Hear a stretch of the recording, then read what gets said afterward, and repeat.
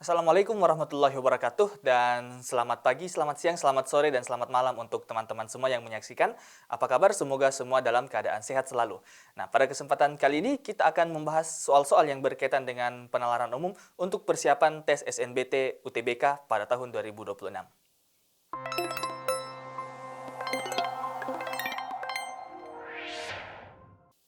Baiklah, pada kesempatan kali ini kita akan kembali melanjutkan pembahasan soal-soal penalaran umum yang kita akan lihat sebentar. Ada pembahasan tentang soal kuantitatif, soal deduktif, dan soal induktif. Baiklah, langsung saja kalau begitu kita akan masuk ke soal yang pertama. Nah, perhatikan soal yang ada di layar. Berikut ini yang mendekati hasil operasi berikut adalah ya. Jadi kita langsung buka dengan soal kuantitatif untuk kesempatan kali ini. Nah, 3,21 dikurang dengan 67%. Nah, kemudian nanti hasilnya akan kita ubah menjadi bentuk pecahan campuran ya. Kita akan lihat yang mana pecahan campuran antara 5 pecahan campuran di atas yang paling dekat dengan nilai 3,21 dikurang dengan 67%. Oke, jadi pertama-tama kita ubah dulu 3,21 dikurang 67% ini, kita selesaikan terlebih dahulu. Kita ubah menjadi satu bentuk yang mudah untuk dihitung. Nah, jadi kalau kita menemukan bentuk penjumlahan ataupun pengurangan, memang enaknya kita kerjakan dalam bentuk bilangan desimal atau bilangan persen ya. Memang enaknya kita lakukan dalam bentuk bilangan desimal atau bilangan persen. Nah, tapi kalau bentuknya seperti di atas, ada desimalnya dan ada persen, maka biasanya kita ubah saja ke desimal, biar lebih mudah. Kalau teman-teman mau mengubah ke persen, juga tidak apa-apa. Tetapi ketika misalnya perkalian ataupun pembagian, maka itu lebih mudah ketika kita kerjakan dengan menggunakan pecahan biasa.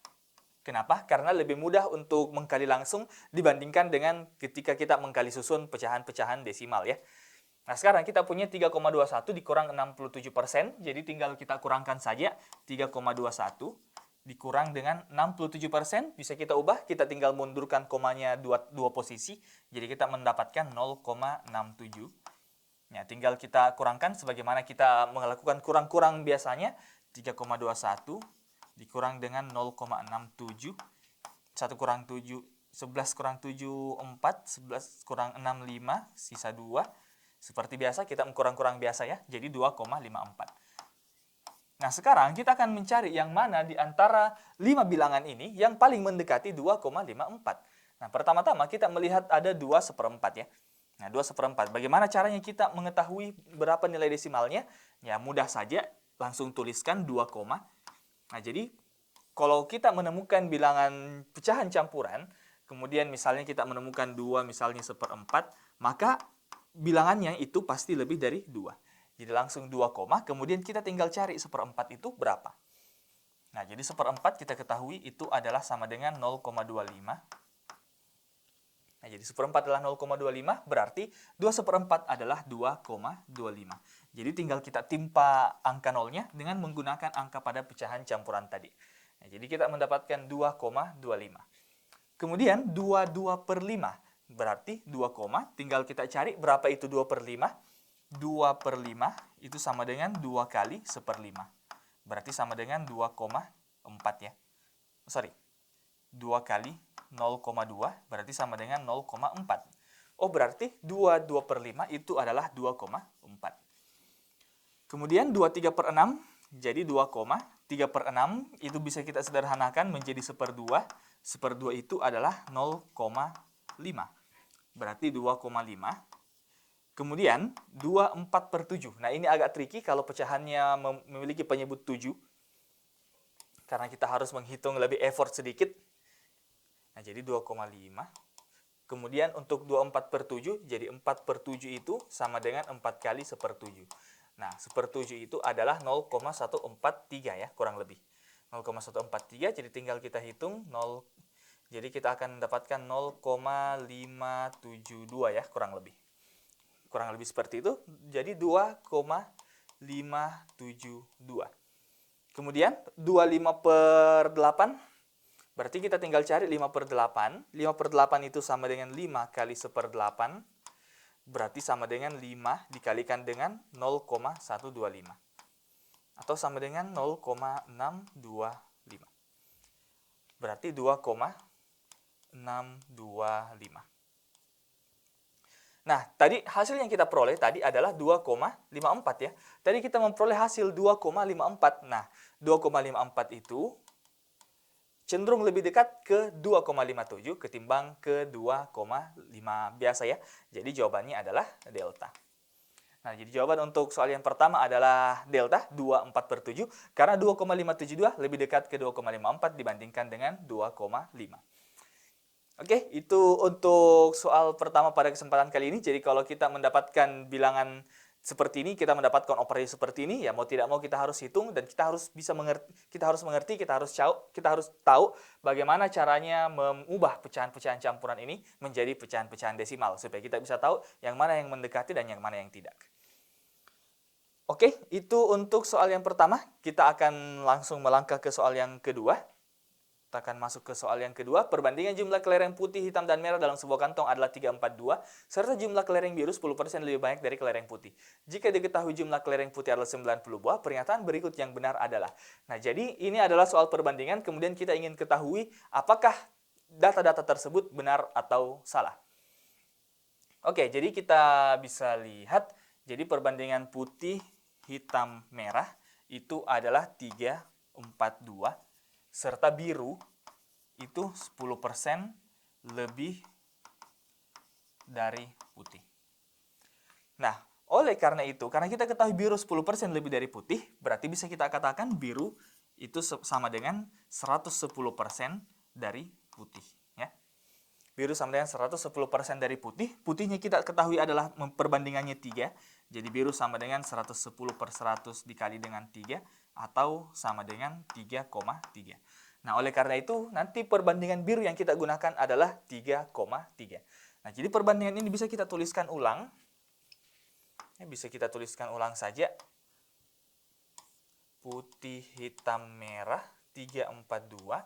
Kemudian birunya adalah 3,3. Oke, now what?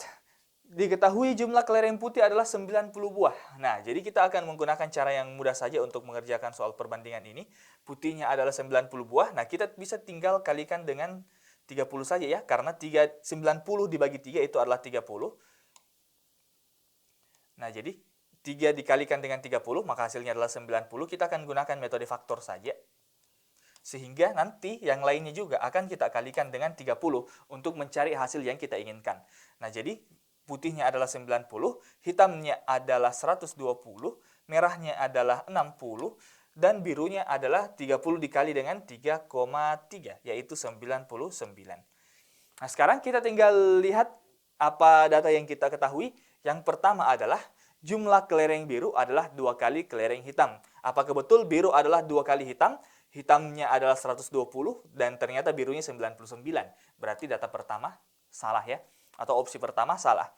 Yang kedua, jumlah kelereng biru 20% lebih sedikit daripada kelereng hitam. Apakah betul biru 20% lebih sedikit daripada hitam? Bisa kita cek ya dengan menggunakan sedikit matematika. Jadi kita ketahui bahwasanya biru itu katanya lebih sedikit daripada hitam. Biru itu 99, kemudian hitam itu sama dengan 120. Ya, kita ketahui itu. Kemudian kita bisa cari berapa persentasenya biru. Jadi persentase biru lebih sedikit. Persentase biru yang lebih sedikit itu sama dengan berapa kurangnya ini biru. Dari 120, jadi kita bisa kurangkan 120 kurang 99 dibagi dengan 120 kali 100%. Berarti hasilnya adalah berapa tuh? 21/120 kali 100%. 21/120 itu adalah bisa kita bilang 7/40 ya. 7/40 kali 100%. Kita coret, 70 dibagi 4 itu adalah 17,5% ya. Nah, ternyata bukan 20%, tapi 17,5% ya. Nah, oleh karena itu 20%-nya salah.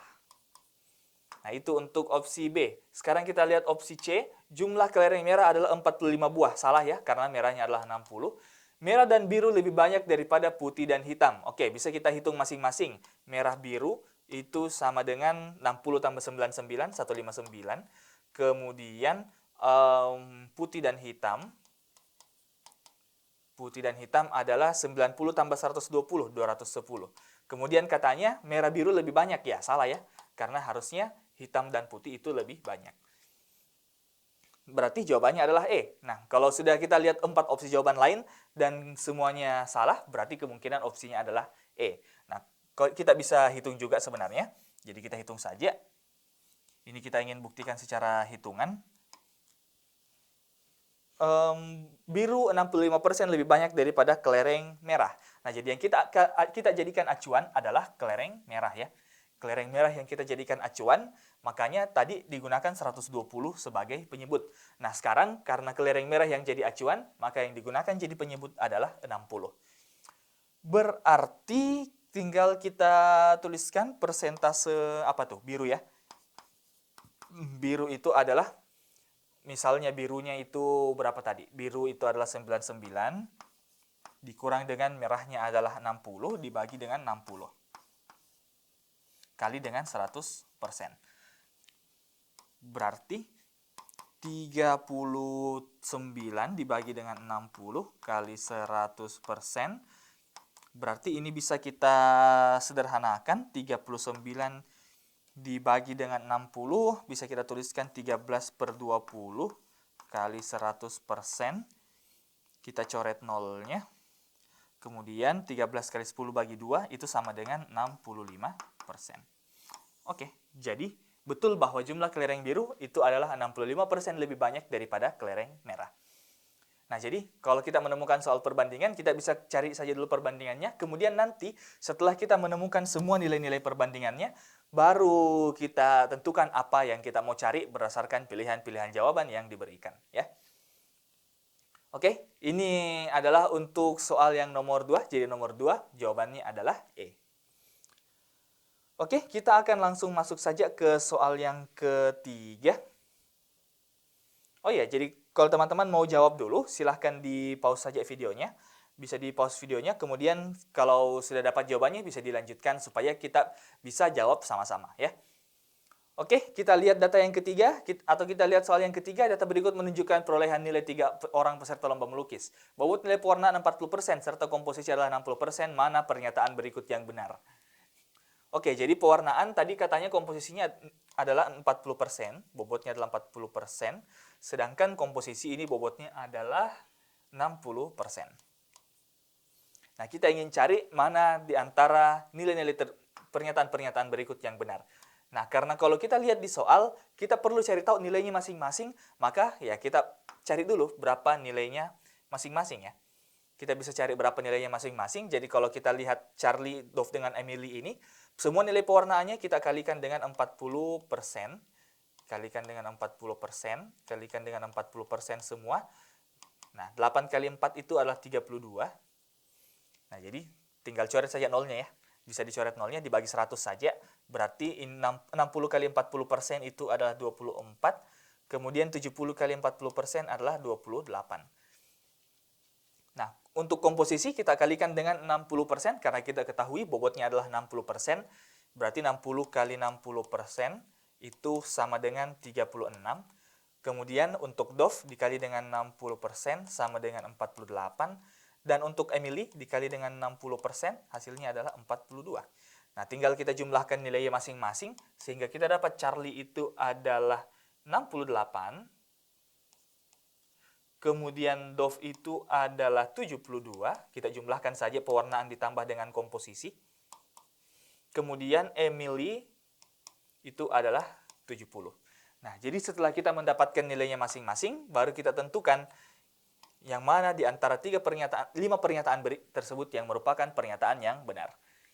Urutan nilai ketiga peserta tersebut adalah Emily, Dove, Charlie. Nah, jadi kalau kita urutkan berdasarkan yang terbesar, ya, perhatikan tandanya. Kita urutkan sesuai dengan yang terbesar terlebih dahulu ya. Jadi kita mulai dari yang terbesar. Yang terbesar pada daftar ini adalah Dove, kemudian Emily, dan terakhir adalah Charlie. Jadi opsi A salah ya.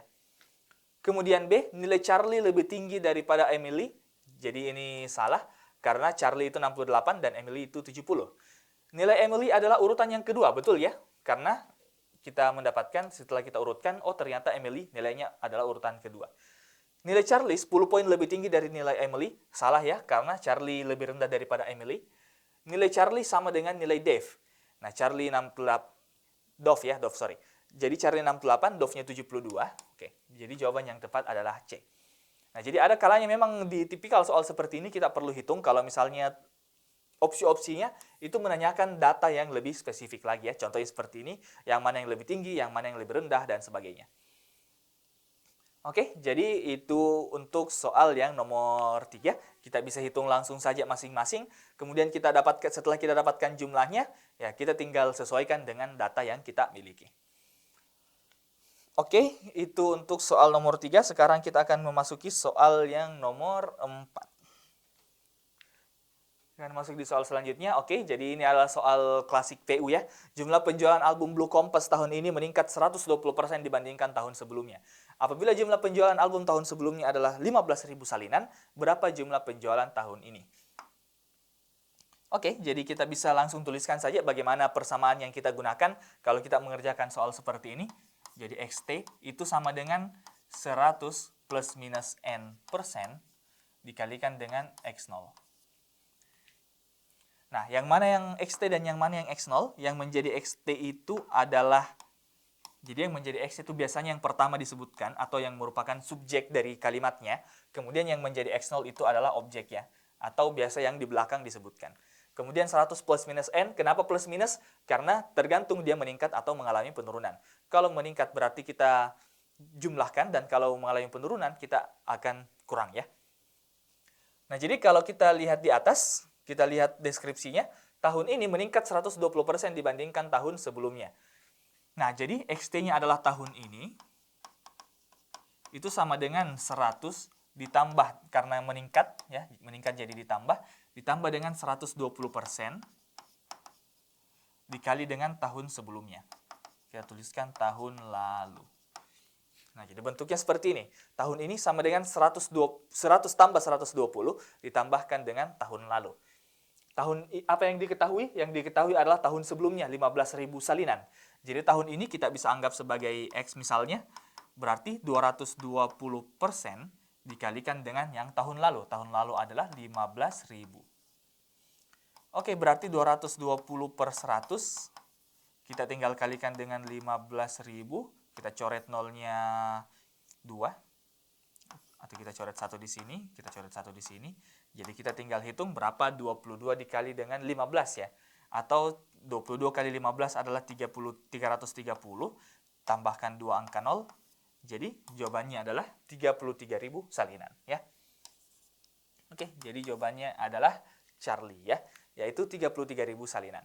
Nah, perlu diperhatikan karena soal yang berkaitan dengan rumus ini, itu adalah rumus yang cukup sering keluar di penalaran umum. Jadi, kalau misalnya teman-teman ingin fokus untuk belajar bagian sini, ya perhatikan baik-baik rumusnya dan silahkan latihan soal-soal yang serupa ya. Karena soal-soal yang tipikal seperti ini banyak keluar di UTBK. Oke, jadi jawabannya adalah 33.000 ya. Oke, ini untuk soal nomor 4. Kita akan masuk ke soal selanjutnya. Oke, kita akan melakukan analisis data ya. Kita akan melakukan analisis data. Perhatikan data-data berikut. Yang pertama adalah rata-rata nilai UTBK pada hari pertama adalah 650 dan rata-rata UTBK literasi pada hari pertama adalah 750. Manakah yang dapat digunakan untuk mengetahui hasil dari pertanyaan berikut? Jika UTBK terdiri atas bidang literasi dan skolastik, berapa rata-rata nilai skolastik pada hari pertama? Nah, jadi objeknya kan sama ya, yaitu siswa pada hari pertama ya, atau peserta pada hari pertama. Nah, karena kita ketahui bahwasanya rata-rata atau rata-rata min ya, min X bar itu sama dengan nilai data dibagi dengan jumlah data ya. Nilai dibagi dengan jumlah, atau dalam kasus di atas adalah jumlah nilai literasi ditambah dengan skolastik dibagi dengan berapa jumlah subtes yang diujikan, yaitu subtes yang, jadi subtes yang diketahui adalah ada 2 ya, yaitu subtes literasi dan subtes skolastik. Nah, diketahui bahwasanya X bar-nya ini adalah 650 ya. Jadi nilai UTBK siswa adalah 650. Jadi 650 itu sama dengan literasi ditambah dengan skolastik dibagi dengan 2. Jadi 650 sama dengan kalau kita ketahui misalnya literasinya adalah 750 ditambah dengan skolastik dibagi dengan 2, maka dengan ini kita bisa cari berapa nilai skolastiknya nanti. Nah, kita tinggal melakukan sedikit operasi matematika, maka kita nanti akan dapat berapa nilai skolastik yang diperoleh. Nah, tapi untuk bisa mengetahui rumus ini, untuk bisa mencari bagaimana hubungan dalam rata-rata ini, kita harus menggunakan 2 data sekaligus ya. Kita harus menggunakan data nilai pada hari pertama, dan kita harus menggunakan data nilai literasi pada hari pertama. Ya, karena dua-duanya data diperlukan, maka jawabannya adalah delta ya. Kita harus menggunakan 2 data sekaligus ya. Karena kalau cuma 1 data, maka tidak bisa kita cari. Oke, jadi ini adalah untuk soal nomor 5. Jadi tidak perlu dihitung sampai selesai. Setelah kita dapatkan kita dapatkan metodenya, kita dapatkan rumusnya misalnya, maka itu sudah cukup dan ya cukup seperti itu saja sebelum kita melangkah ke soal selanjutnya ya. Oke, kita akan masuk ke soal yang selanjutnya. Soal nomor 6. Oke, akhirnya soal bacaan, bukan soal hitungan lagi. Apabila sebuah sekolah menerapkan konsep sekolah alam, seluruh siswa diwajibkan untuk melakukan field trip. Hal tersebut berlaku pada SMA Negeri 2 Vishuda. Oke, mana yang benar mengenai informasi di atas? Jadi kita ketahui bahwasanya sebuah sekolah menerapkan konsep sekolah alam, kita bisa tuliskan premisnya dalam bentuk kata kunci. Sekolah alam, maka seluruh siswa diwajibkan untuk melakukan field trip. Kita singkat saja FT ya, field trip. Nah, kenapa saya menggunakan tanda kuantor? Kenapa kita gunakan tanda kuantor pada soal seperti ini? Nah, jadi kita perlu berhati-hati kalau kita menemukan pernyataan-pernyataan seperti di atas. Ketika kita ingin menuliskan kata kunci, maka ada 3 hal yang harus kita perhatikan ya. Jadi ketika kita ingin menuliskan kata kunci, ada 3 hal yang harus kita perhatikan. Hal yang pertama yang harus kita perhatikan itu adalah kata kuncinya itu sendiri, atau keywordnya itu sendiri. Kemudian yang kedua yang harus kita perhatikan adalah ada atau tidaknya tanda negasi, atau kata tidak, itu juga perlu diperhatikan. Dan kemudian yang ketiga yang kita perlu perhatikan adalah ada atau tidak penunjuk kuantor ya, atau penunjuk kategorisasi atau kategorial. Apakah ada kata semua atau ada kata sebagian atau ada atau beberapa ya. Nah, karena kalau ada ini, maka itu akan berpengaruh dengan bagaimana hasil simpulan akhirnya nanti. Ya, karena kita ketahui bahwasanya ketika kita punya pernyataan universal yang dinegasikan, jadi negasi dari pernyataan universal itu adalah pernyataan eksistensial. Ya, jadi negasi dari pernyataan universal itu adalah pernyataan eksistensial, dan negasi dari pernyataan eksistensial itu adalah pernyataan universal. Oke, jadi seperti itu ya. Jadi negasi dari pernyataan eksistensial adalah universal, dan negasi dari pernyataan universal adalah eksistensial. Nah, sekarang kita lihat, katanya sekolah alam itu melakukan field trip dan hal ini terjadi pada SMA Negeri 2 Vishuda. Nah, tapi kalau kita lihat semua opsinya, kalimatnya semua terbalik ya. Harusnya kita tadi yang kita peroleh tadi berdasarkan premisnya itu alamnya duluan, kemudian field tripnya. Tapi ternyata di sini yang dituliskan duluan adalah field tripnya. Nah, oleh karena itu, karena terbalik kalimatnya, kita bisa menggunakan ini ya, kita bisa menggunakan kontraposisi ya. Nah, kita bisa menggunakan kontraposisi, di mana ketika kita punya P implikasi Q, maka ini sama dengan ketika kita katakan negasi Q implikasi negasi P. Nah, jadi kalau kita lihat ketika kita putar tempatnya, kita putar juga tandanya. Nah, jadi P ke belakang itu akan jadi negasi P, dan Q ke depan itu akan menjadi negasi Q. Jadi ketika kita punya implikasi, maka kita bisa putar dengan catatan kalau kita putar, maka tandanya juga harus diputar. Nah, sekarang kita lihat sekolah alam, maka semuanya harus mengikuti field trip. Nah, karena field trip yang disebutkan duluan, maka kita bisa melakukan kontraposisi, sehingga kita bisa pindahkan field tripnya ke depan. Kita pindahkan field tripnya ke depan, jadi negasi semua field trip itu adalah alam ya. Itu merupakan bukan sekolah alam. Nah, jadi kita negasi ya.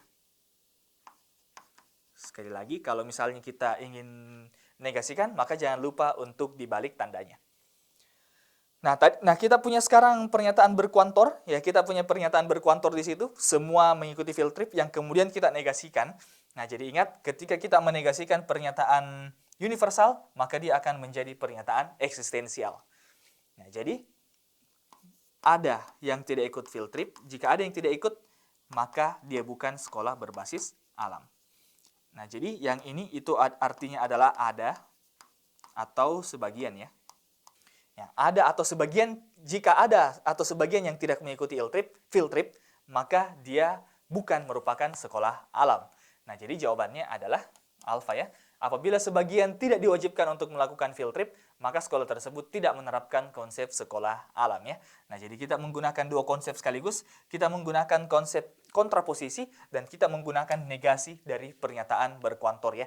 Negasi dari pernyataan kategorial. Jadi ingat kembali bahwasanya kontraposisi itu ketika kita punya pernyataan implikasi yang kita mau balik, yang betul-betul dibalik sebab dengan akibatnya, maka setelah kita balik juga tandanya ya. Jadi P ke belakang menjadi negasi P, Q ke depan menjadi negasi Q. Hal yang sama juga bisa terjadi kalau misalnya ya. Misalnya kita punya negasi R implikasi S misalnya. Nah, kalau kita punya negasi R implikasi S dan kita kontraposisikan, maka ini akan sama dengan negasi S implikasi R ya. Negasi S implikasi R, jadi S-nya di depan, yang di belakang ini maju ke depan dan dibalik tandanya. Kemudian negasi R-nya akan ke belakang, tandanya juga akan dibalik ya. Nah, kemudian jangan lupa ada negasi dari pernyataan berkuantor. Jadi negasi dari pernyataan universal adalah pernyataan eksistensial, dan negasi dari pernyataan eksistensial itu adalah pernyataan universal. Apalagi itu universal dengan eksistensial? Universal itu artinya semua, dan eksistensial itu artinya ada ya. Ada atau sebagian, atau bisa juga beberapa. Oke, nah jadi ingat lagi sekali lagi, kalau kita ingin menuliskan keyword, maka ada 3 hal yang harus kita perhatikan, yaitu kata kunci itu sendiri, tanda negasi kalau ada, dan kuantornya kalau ada ya. Jadi universalnya atau eksistensialnya. Oke, itu untuk soal yang nomor 6. Jadi nomor 6 ini jawabannya adalah alfa ya. Kita akan masuk ke soal selanjutnya, yaitu soal nomor 7. Oke, kita langsung menemukan soal yang berkaitan dengan kuantor ya. Semua lagu yang dirilis pada album Turquoise memiliki genre pop Jepang atau J-pop. Beberapa lagu yang dirilis pada album tersebut pernah menjadi lagu pembuka serial anime. Lagu berjudul Speaker Over the Sea adalah lagu yang dirilis pada album Turquoise. Manakah yang pasti benar mengenai informasi di atas? Nah, jadi kita lihat menurut informasi di atas, bahwasanya semua album yang dirilis pada album Turquoise, jadi semua Turquoise itu memiliki genre J-pop. Sedangkan beberapa lagu yang dirilis pada album tersebut, atau beberapa album yang dirilis pada album Turquoise, itu menjadi lagu pembuka serial anime. Nah, kemudian ada sebuah lagu yang berjudul Speaker Over the Sea, itu adalah album yang dirilis pada lagu yang dirilis pada album Turquoise. Nah, jadi kita bisa analisis terlebih dahulu untuk dua premis ini ya. Untuk dua premis pertama itu, premis universal dan premis eksistensialnya, kita bisa membuat diagram Venn terlebih dahulu untuk masing-masing premis ya. Atau untuk masing-masing term. Jadi kita punya term turquoise. Jadi satu lingkaran untuk masing-masing termnya. Kemudian kita punya J-pop. Dan kemudian kita punya anime. Nah, kalau misalnya saya bisa berikan tanda berupa angka di sini, misalnya ini daerah 1, daerah 2, daerah 3, 4, 5, 6, 7. Nah, jadi kita bisa tandai untuk keperluan demonstrasi misalnya. Nah, kita bisa cari tahu yang mana daerah yang kita hapus. Jadi kalau kita mengerjakan pernyataan universal, maka hapus yang tidak perlu ya. Jadi kalau kita menemukan pernyataan universal seperti pernyataan yang pertama, semua yang turquoise itu adalah J-pop, maka kita akan hapus turquoise yang bukan J-pop. Yaitu kita hapus nomor 1. Jadi nomor 1 ini akan kita hapus. Kemudian kita juga akan hapus nomor 7. Kenapa nomor 7? Karena nomor 7 itu juga adalah turquoise yang tidak masuk di J-pop. Oke? Nah, jadi semua itu yang saya sudah coret-coret itu artinya dihapus ya. Jadi tidak ada lagi daerah penarikan simpulan di situ, tidak ada lagi nanti kita urus pada daerah situ. Nah, jadi mungkin agak counterintuitif kalau kita biasanya belajar matematika, kita melihat diagram Venn, itu biasanya yang diarsir itu adalah daerah himpunan penyelesaiannya. Nah, tapi kalau dalam kasus ini, khusus dalam kasus ini, ketika kita punya daerah yang diarsir, itu artinya sudah dihapus dan tidak ada lagi daerah situ, ya. Sekarang, ada turquoise yang merupakan anime, ya. Ada turquoise yang merupakan anime, yang masuk di lingkaran anime. Jadi kita bisa tandai mana turquoise yang merupakan bagian dari anime, yaitu daerah 2, berikan tanda X, ya. Jadi kalau kita menemukan pernyataan eksistensial, maka tandai dengan X.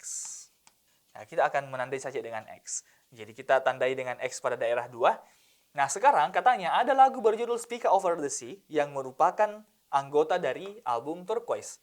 Nah, jadi kita ketahui bahwasanya Spica Over the Sea, Spica itu adalah bagian dari turquoise. Nah, Spica itu bagian dari turquoise, jadi kita bisa tentukan bahwa Spica itu adalah ada di antara daerah 2 atau daerah 3, ya.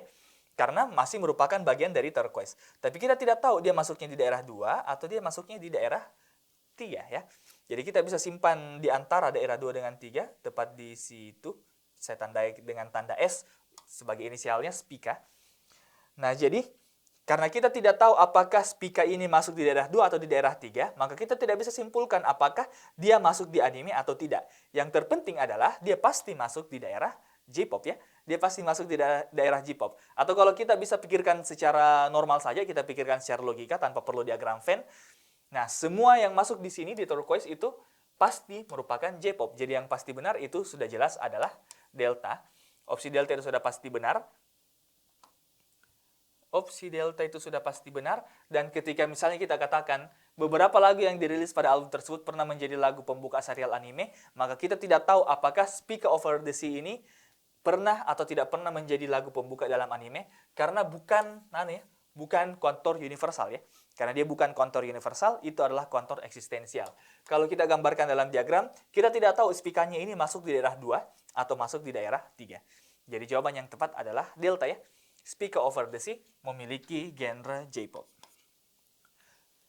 Oke, itu untuk soal yang nomor 7, untuk analisis logika kuantor atau pernyataan-pernyataan berkuantor, ya.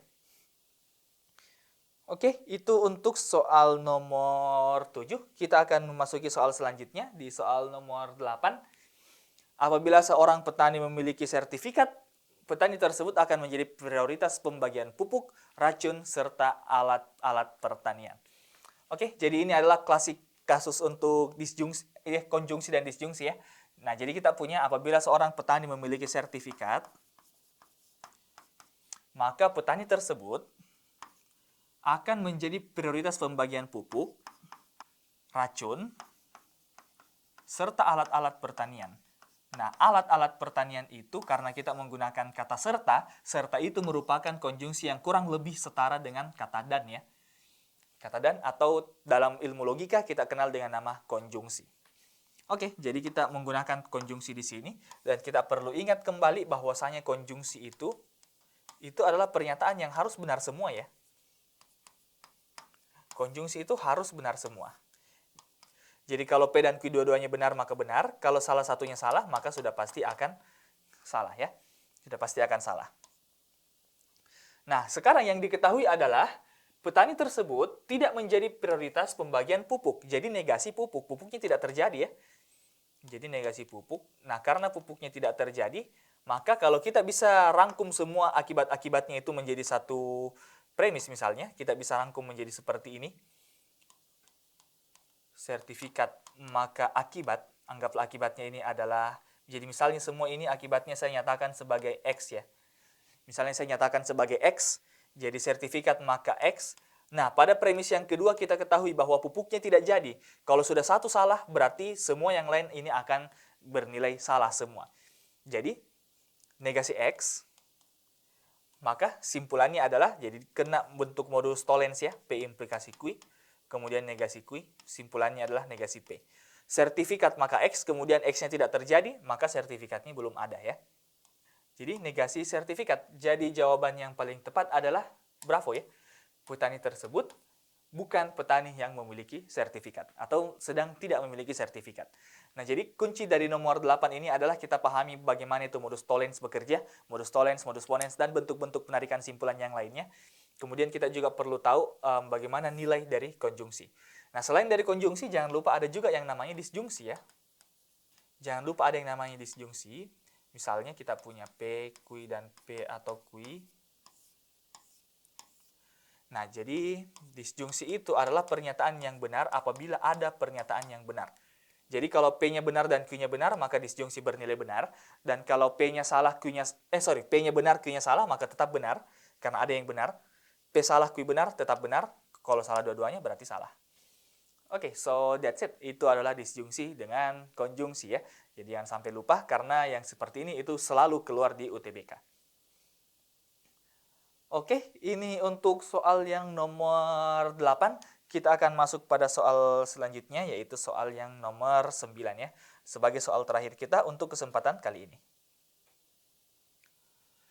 Rumah makan X tidak menjual gado-gado apabila harga kacang mengalami kenaikan drastis. Hal ini terjadi apabila panen kacang terganggu. Oke, jadi kalau misalnya panen kacangnya terganggu, jadi misalnya kita punya di kalimat pertama ya, kita bisa lihat dulu di kalimat yang pertama. Negasi gado-gado apabila harga kacang mengalami kenaikan drastis. Jadi notice bahwasanya kata apabilanya itu berada pada tengah kalimat ya. Jadi ingat kata apabila atau kata jika, apabila itu selalu merujuk kepada dua hal. Yang pertama adalah merujuk kepada syarat, dan yang kedua merujuk kepada sebab ya. Syarat atau sebab yang kalau dalam implikasi ini biasanya dikenal dengan nama preseden ya. Atau kalau kita tuliskan P implikasi Q, biasanya itu akan menjadi P. Jadi setelah kata apabila, itu namanya adalah preseden. Jadi presidennya kali ini adalah harga kacang mengalami kenaikan drastis. Maka kita bisa tuliskan pernyataannya.